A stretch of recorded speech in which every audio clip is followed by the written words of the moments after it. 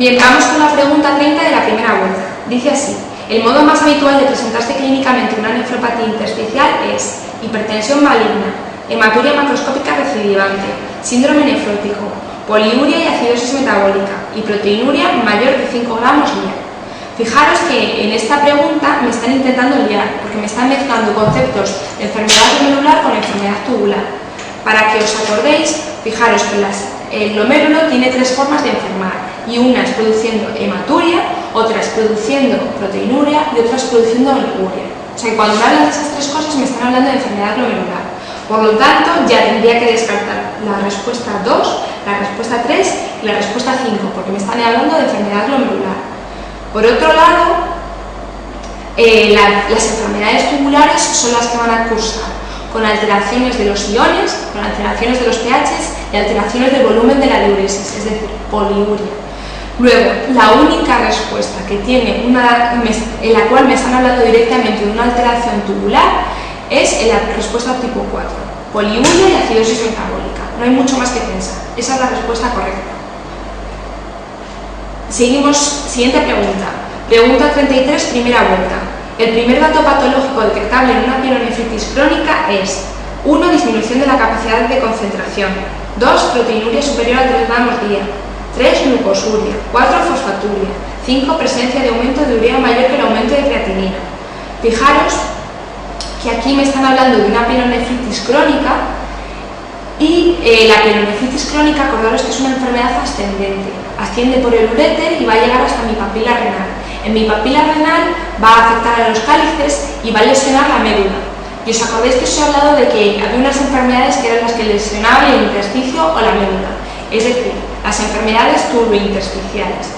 Y acordaros que dentro de las enfermedades turbointersticiales os hablé como primera causa de lesión del intersticio las infecciones, es decir, la pielonefritis. Entonces, en consecuencia, la respuesta correcta es la disminución de la capacidad de concentración, porque la pielonefritis me va a producir una nefropatía de tubo intersticial que lo que va a hacer es alterar mi capacidad de concentración y por tanto voy a tener una poliuria. Pregunta 35, primera vuelta. Un paciente varón de 44 años de edad refiere polidipsia. Polidipsia ya hemos dicho que es un síntoma de nefropatía tubo intersticial. Tiene un cuadro analítico compatible con una enfermedad intersticial. Vale, nos lo decían fácil. ¿Qué esperaría encontrar en la ecografía renal? 1. Riñones grandes, 2. Riñones en herradura, 3. Riñones pequeños de contorno irregular, 4. Angiomas renales y 5. Riñones supernumerarios.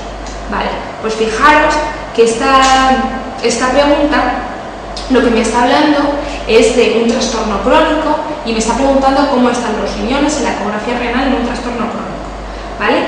Entonces, fijaros, en un trastorno crónico, los riñones, cuando los estudio en la ecografía, los voy a ver como riñones pequeños. Siempre que existe una insuficiencia renal crónica o un trastorno crónico, mis riñones van a ser riñones pequeños, excepto en 6 casos, que esas son las excepciones que os tenéis que saber, sobre todo las 4 primeras.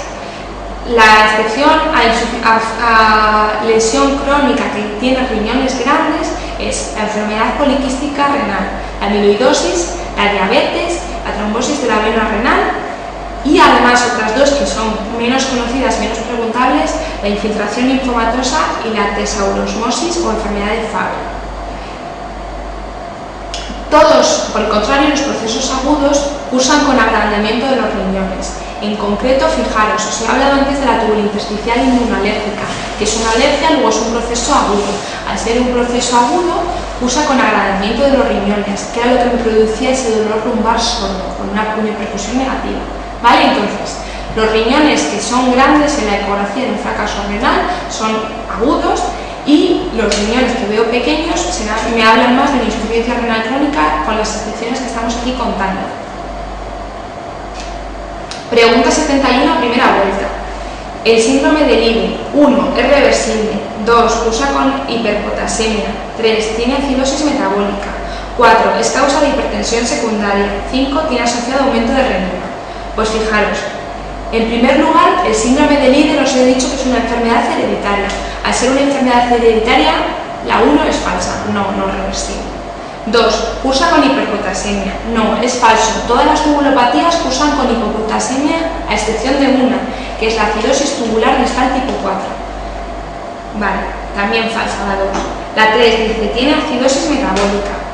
Falsa también. Acordaros que todos los síndromes, todas las tubulopatías que no cursan que no vienen con la palabra acidosis en su título son alcalosis, excepto el síndrome de Fanconi. O sea que es mentira, no es una acidosis metabólica, es alcalosis. La 3 también es falsa. Nos saltamos la 4 y vamos a la 5. Dice, tiene asociado aumento de renina. Eso es falso también. Acordaros que se llamaba pseudo-hiperaldosteronismo y que en verdad cuando se medían los niveles de renina y de aldosterona se vieron que los tenía bajos. ¿Por qué? Porque mi aparato glomerular está captando que allí que se está reabsorbiendo más sodio del que necesito e intenta bloquear el sistema como puede, que es disminuyendo la aldosterona y la renina. ¿Vale? En consecuencia, la respuesta correcta es la 4.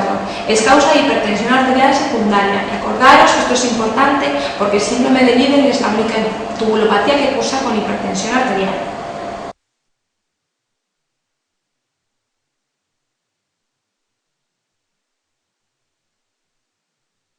Pregunta 73, primera vuelta. El síndrome de Bartter presenta todo excepto 1. Hipopotasemia crónica, 2. Hipertrofia del aparato extraglomerular, 3. Aumento de aldosterona, 4. Acidosis hiperclorémica y 5. Alcalosis hipoclorémica. Fijaros, sin saber nada de esta pregunta, tenéis que daros cuenta que existen dos respuestas que se contradicen. Entonces, os deberíais olvidar de las demás y centraros porque una de esas dos es la correcta. Las demás las deberíais olvidar, pero bueno, las vamos a repasar aquí. En principio, acordaros que todas las tubulopatías cursan con hipopotasemia crónica, excepto la acidosis tubular distal tipo 4. Bien. Segunda respuesta. Hipertrofia del aparato extraglomerular. Sí, os dije que el síndrome de Bartter tenía estimulado el sistema renina-angiotensina-aldosterona y con eso casi que también estoy contestando la pregunta 3. ¿Cómo llega más sodio a mi túbulo colector cortical? Eso significa que se va a estimular mi aparato extraglomerular, se va a hipertrofiar y va a producir más renina para intentar que mi aldosterona reabsorba más sodio. Bien, y para decidirnos entre la 4 y la 5, que es entre las que deberíamos dudar, acordaros siempre que todas las que llevan síndrome de algo son alcalosis, o sea que la correcta es la 5. Vale. Pregunta 75, primera vuelta. ¿Qué se puede ver en la enfermedad de Gittelman? 1. Tiene herencia autosómica dominante. 2. Afecta al túbulo colector. 3. No produce nefrocalcinosis. 4. Produce hiponatremia. 5. Cursa con hiperpotasemia. Bueno, pues la enfermedad de Gittelman en principio es una enfermedad congénita. Es decir, que no tiene una herencia autosómica dominante, por lo cual la primera pregunta es errónea. Vale. 2. Dice que afecta al túbulo colector. No, es verdad. Afecta al túbulo distal, o sea que la 2 también es falsa.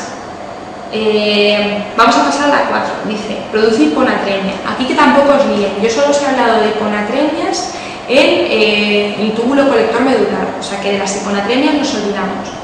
Y después dice que cursa con hiperpotasemia. Yo os he dicho que todas son hipopotasémicas excepto la acidosis tubular distal tipo 4. Vale. Entonces dice que no produce nefrocalcinosis. Efectivamente, el síndrome de Gittelman, acordaros que lo que hace es bloquear el cotransportador cloruro sódico, por lo tanto tengo hipocalciuria, no puedo tener calcificaciones renales, no puedo tener nefrocalcinosis. Pregunta 75, primera vuelta. En el síndrome de Bartter, hay 1. Hiperaldosteronismo, 2. Hay hipermagnesemia, 3. Puede haber hipernatremia, 4. Hay aumento de prostaglandina circulante y 5. Siempre hay hipertensión. Bueno, en el síndrome de Bartter hay hiperaldosteronismo, ¿vale? La primera es falsa y lo hemos explicado ya en las de antes.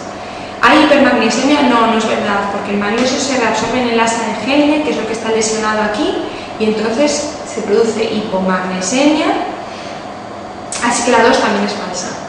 3. Puede haber hipernatremia, otra vez, que no os líe con esta historia. Dejamos la 4, y pasamos a la pregunta 5. Dice, siempre hay hipertensión arterial. Bueno, sabéis que en todas las preguntas de los exámenes que os pongan un siempre es directamente falsa, pero es que además el único síndrome, la única tubulopatía que cursa con hipertensión es el síndrome de Leiden. Vale.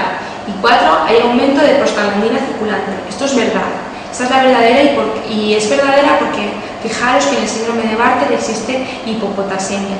Al existir hipopotasemia, una hipopotasemia severa estimula las prostaglandinas. Y esa es la respuesta correcta, la 4.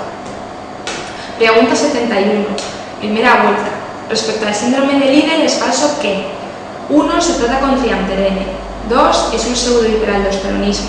3. Causa acidosis metabólica hipercalémica. 4. La secreción de aldosterona es mínima. 5. Los túbulos distales conservan sodio y pierden potasio. Bueno, la primera respuesta es cierta. Sí, se trata con triamterene. Acordaros que el síndrome de Liddle era una mutación que hacía hiperactivo el canal de sodio, con lo cual la única forma de atajar esa hiperactividad es bloqueando el canal, y el que bloquea el canal es el triamterene y el amilorina. Vale, primera, cierta. 2, es un pseudo-hiperaldosteronismo. Efectivamente, acordaros que todo en la clínica me sugiere que es un hiperaldosteronismo, pero que luego al medirlo no es tal. Vale. 3, causa acidosis metabólica hipercalémica. Acordaros que el síndrome de Liddle es una alcalosis, o sea que esta es la falsa, esta es falsa, ¿vale? 4, la secreción de aldosterona es mínima. Esto es cierto porque está detectando que estoy reabsorbiendo más sodio del que necesito y se minimiza la reabsorción. Y 5, los túbulos distales conservan sodio y pierden potasio. Vale, esta también es cierta.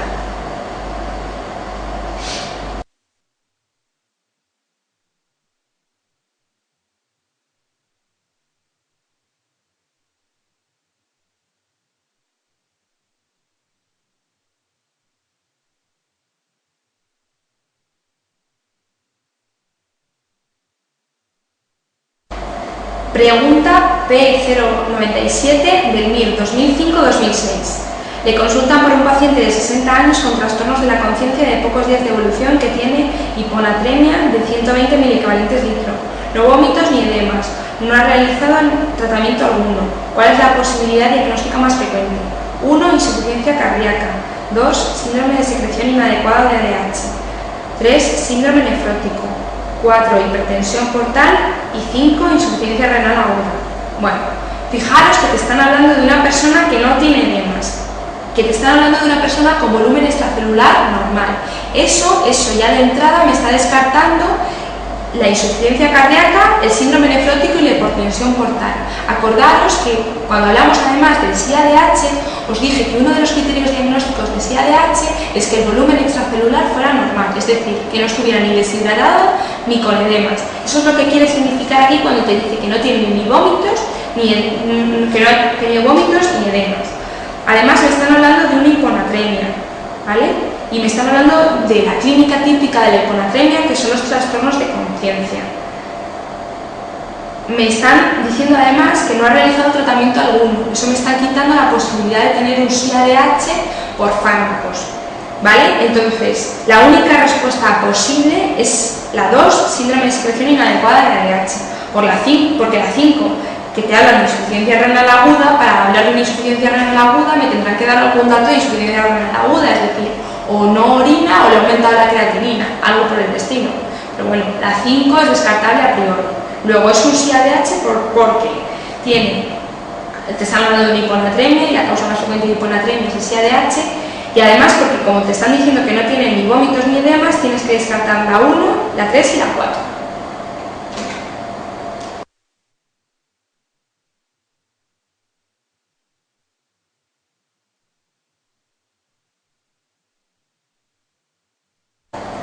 Pregunta P131, MIR 1998-1999. El tratamiento correcto de un paciente con hiponatremia severa y disfunción neurológica secundaria es la 1. Corrección rápida de la hiponatremia en 6 horas con suelo salino hipertónico.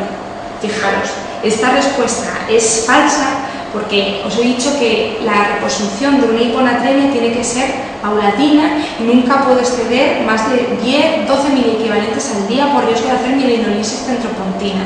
O sea que esta primera, la corrección rápida, la rechazamos. 2, dice, inducción de coma barbitúrico en manitol. Pues también es falsa, ¿no? No tengo por qué inducir ningún coma barbitúrico, el tratamiento va a ser reponerlo.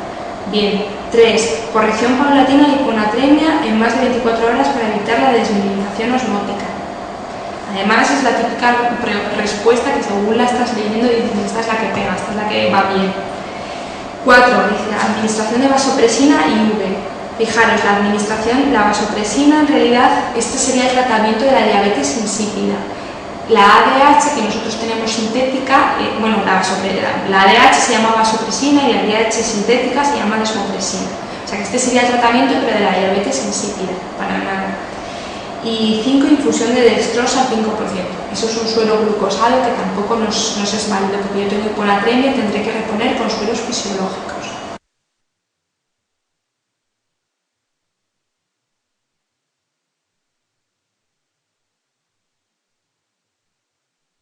Vale, pregunta P130 del MIR 2000-2001. ¿Cuál es el lugar de acción de la furosemida, un diurético? 1. Túbulo contorneado distal, 2. Túbulo colector, 3. Túbulo contorneado proximal, 4. Porción ascendente del asa de Henle, 5. Porción ascendente gruesa del asa de Henle. Bueno, habíamos dicho, esta no tiene casi explicación. La furosemida es un diurético del asa, ¿vale? Luego todas las demás quedan eliminadas. Además, la porción descendente del asa de Henle no existe ningún transportador, luego no puedo utilizar ningún diurético para ello. Luego solo nos queda en la porción ascendente gruesa del asa de Henle.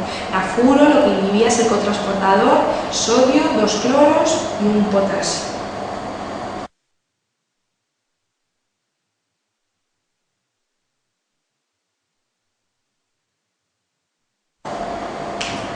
Pregunta P182, MIR 2002-2003. Una paciente de 15 años de edad consulta por poliuria y nicturia. Fijaros, nos están hablando de una paciente joven, tiene 15 años, nos hacen pensar en enfermedades congénitas o hereditarias. Nos están hablando de poliuria y nicturia, clínica tubular, ¿vale? Nos hablan además de cansancio fácil y astenia. Eso puede significar que tenga la tensión baja. Veremos. Presenta dichos síntomas desde hace años y tienden a intensificarse durante los veranos muy calurosos, en los que se asocia hormigueo lingual y peribucal. El decir hormigueo lingual y peribucal, la verdad es que es algo complicado de saber, pero eso nos tiene que hacer pensar en que puede tener el calcio en sangre bajo, ¿vale? Las parestesias se suelen asociar al calcio bajo. A la exploración física solo destaca una tensión de 150 milímetros de mercurio, está hipotensa. En el ionograma muestra un sodio de 135 miliequivalentes litro, que es normal, un potasio de 2 miliequivalentes litro, que es bajo, es una hipopotasemia, un cloro de 105 miliequivalentes litro, que es bajo, hipocloremia, un pH de 7,45, que es alto, está alcalótico, y un bicarbonato de 30 miliequivalentes litro, que es alto, o sea, nos está hablando de una alcalosis metabólica. La determinación de renina y aldosterona muestra cifras elevadas, tanto basales como tras estímulo. De los procesos que siguen, ¿cuál es compatible con el cuadro descrito? Vale. Respuesta número 1 dice hipoaldosteronismo primario. Fijaros, no puede ser un hipoaldosteronismo primario porque te dice que la determinación de renina y aldosterona están elevadas. Luego esa no es cierta. Segunda respuesta, dice estenosis de la arteria renal. La estenosis de la arteria renal es una causa de hiperaldosteronismo secundario. El problema es que en esta pregunta nos están hablando de una persona que está hipotensa. El hiperaldosteronismo cursa con hipertensión. Luego esa respuesta es también falsa. 3. Dice el síndrome de Liddle. Fijaros que el síndrome de Liddle era un pseudo hiperaldosteronismo, es decir, que cursaba con hipertensión arterial. Luego esta tampoco es cierta. Te habla de 4. Enfermedad de Addison. La enfermedad de Addison es el hipoaldosteronismo, que también no puede ser porque te dice que la determinación de renina y aldosterona están elevadas. Luego esta tampoco es. Luego la correcta es la 5, síndrome de Bartter. Fijaros, nos habla de síndrome de Bartter primero, es una niña, una enfermedad autosómica recesiva, ¿vale? Nos habla de que tiene hipopotasemia y alcalosis metabólica, que van a favor del síndrome de Bartter. Nos habla de hiperaldosteronismo hiperreninémico, también del síndrome de Bartter. Nos habla de tensión baja, también cuadra, y además nos va a hablar de lo del hormigueo lingual y peribucal, nos habla de calcio bajo en sangre. Y acordaros que el síndrome de Bartter se asocia a hipercalciuria porque se intercambia más sodio en el distal con calcio. Entonces la respuesta correcta es la número 5.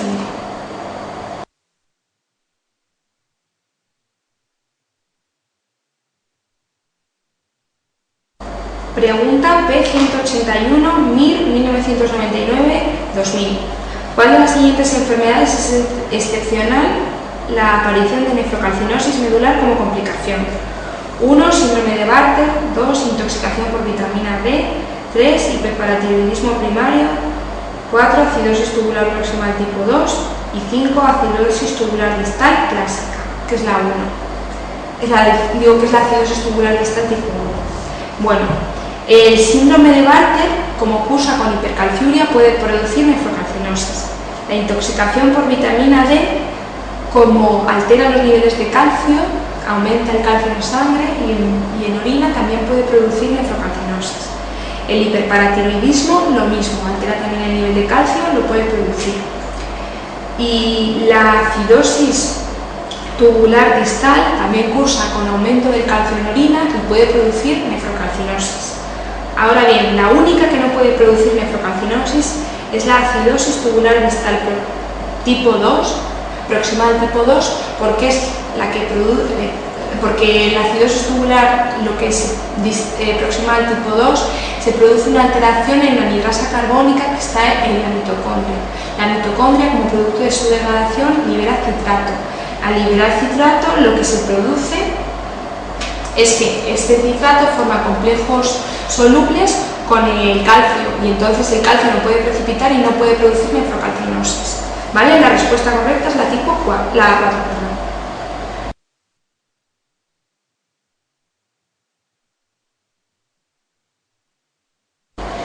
Pregunta P193, 1999-2000, familia.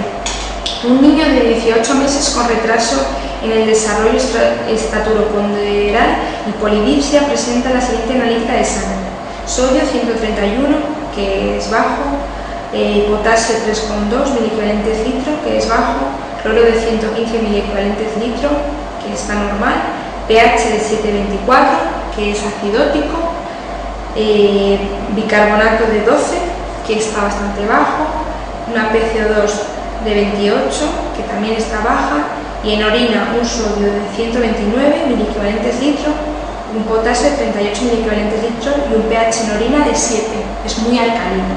Vale, tenemos una acidosis metabólica con una alcalosis en la orina. Y además en un niño de 18 meses con retraso estaturoponderal y polidipsia. Con lo cual me están hablando de una enfermedad congénita, me están hablando de un niño que tiene alteraciones en el desarrollo y me están hablando además de clínica tubular.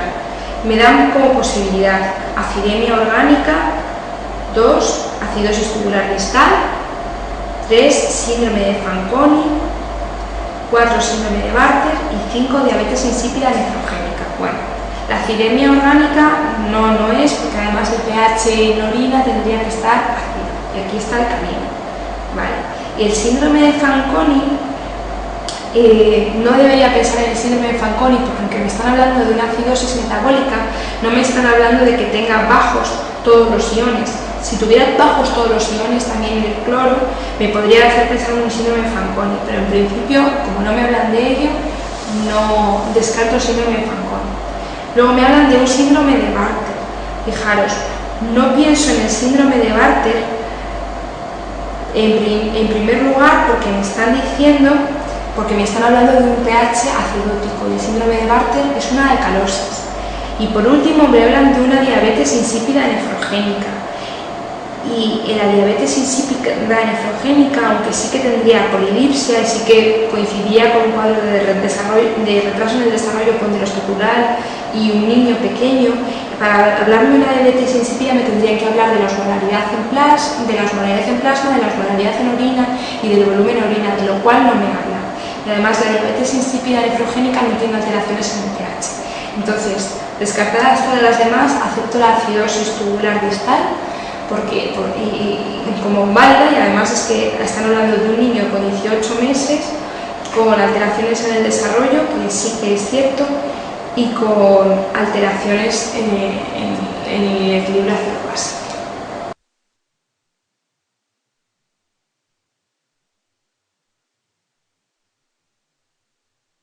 Pregunta P194, MIR 1999-2000, familia. Un lactante de 6 meses presenta una deshidratación del 10%, con la siguiente analítica de sangre.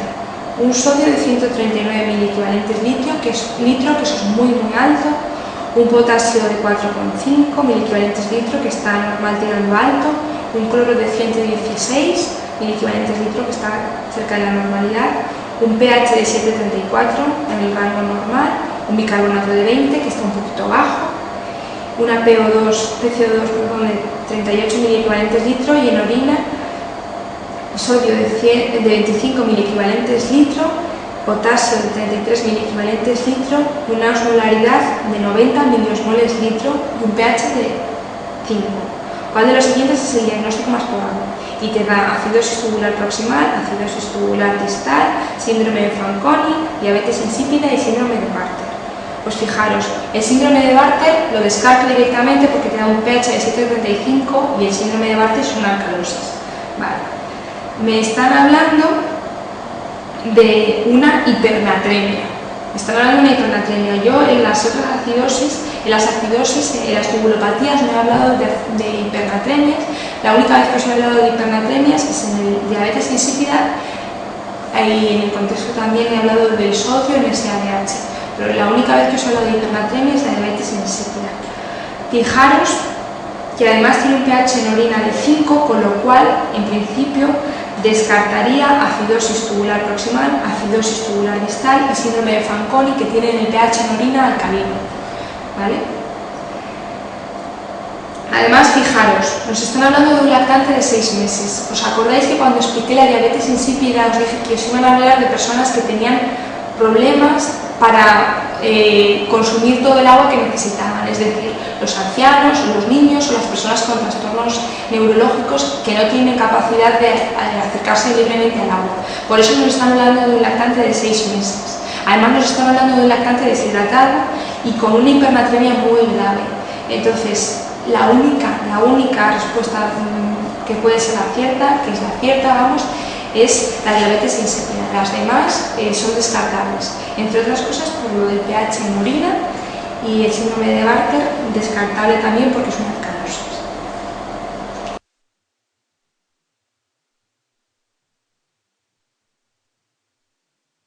Pregunta P089 MIR 2003-2004. Una paciente de 65 años de edad en tratamiento con antiinflamatorios no esteroideos durante 3 semanas por una artropatía degenerativa presenta un cuadro de fiebre y exantema cutáneo.